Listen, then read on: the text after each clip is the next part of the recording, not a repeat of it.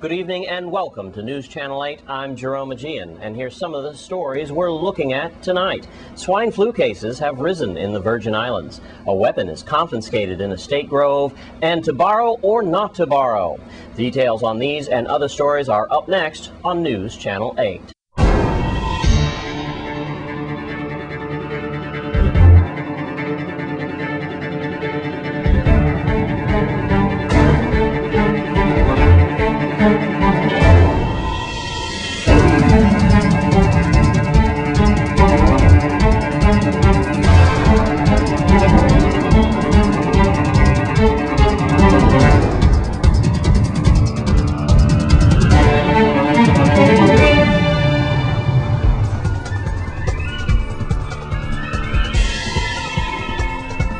In our top story tonight, as predicted, the H1N1, better known as the swine flu, is on the rise in our territory. There are now 44 confirmed cases in the Virgin Islands, 18 cases on St. Croix, and 26 for St. Thomas and St. John. None of these confirmed cases has required hospitalization. And meanwhile, federal health officials expect that as the regular flu season hits this fall, these cases will probably rise.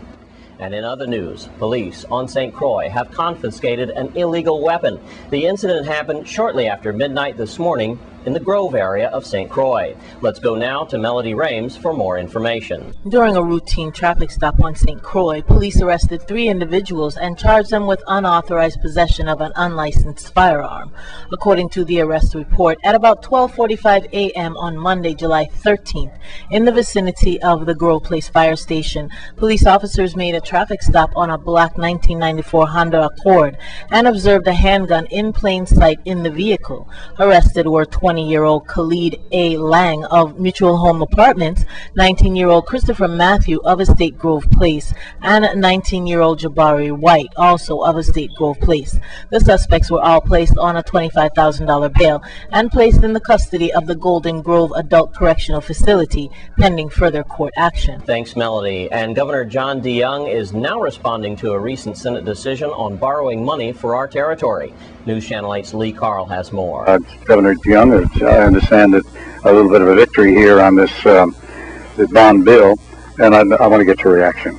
Well, I think yesterday, and I really want to compliment the 10 members of the legislature who yesterday voted for the bill. I think they really did a fantastic job and really gave a victory to the Virgin Islands. Because what they did is they decided that petty personal politics has no place, and that looking and putting a package together that is a local stimulus package that is a clear choice in favor of progress, I think, is something that they did. And because what we're now able to do is take over $75 million and pump into our economy for some critically needed projects that have started and some new projects that we need to get going, particularly our road system and some of our educational facilities that have been neglected for a period of time, and now we can begin to address those, particularly the roads. And with respect to our educational facilities, that we're able to now look at completing the track. We're able to do some programs with respect to the accreditation of our high school, and one school in particular in St. Croix that really has some work that needs to be done that's very critical. So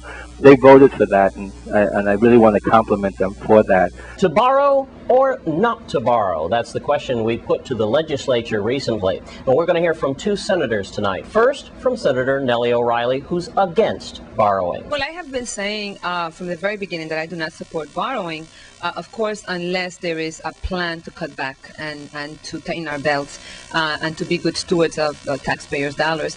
And I felt with the first borrowing measure that it wasn't supported, at least in my opinion, with enough facts that proved that the administration is serious about cutting back costs. And with the second measure, again borrowing, you can borrow your way out of debt. That's how I would put it, because we do have significant debt. When you look at the unfunded liability with the GERS, that's $1.3 billion. And you look at the shortfall, the revenue shortfall that the governor has projected. I think that all of those things are significant and should really, the signal that we should be heeding would be cutting back on expenses, and I've been advocating for a 5 to 10% reduction of salaries for individuals in government, including the legislature, that make $85,000 and more. I've been advocating to park government cars, cut back on cell phone use, freeze all per diem. I think we need to get serious about cutting back on our expenses. Now we hear from the other side as Senator Vice President Michael Thurland responds. What we are looking to do, I'm sure the governor signed it into law, is doing something which is a mini stimulus, if you would have it, for our community here in the Virgin Islands. Right now, we have a lot of people that are complaining that within the stimulus monies, the $240 million is coming down from President Obama, that's not enough, and that's not going to do much for the community in terms of job creation and putting projects together to help sustain the community right now. And I think it was important that since we have a mechanism like the rum cover-over excise taxes that goes into the Internal Revenue Matching Fund, that we could use that $87 million to do some projects here in the territory. This bond that was passed actually goes to speak towards dealing with our landfill situation, about $2 million going to deal with our landfill situation. A lot of people don't know that we get fines by the federal government for our landfill, so this is going to help our government save revenues in that department. We're also looking at road repair projects. There have been a lot of complaints about roads not being fixed, roads are in disrepair. There are monies in here for that project. Track and field.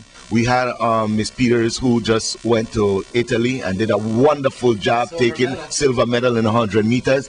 And we praise these kids, but the track at the St. Croix Educational Complex needs to resurface.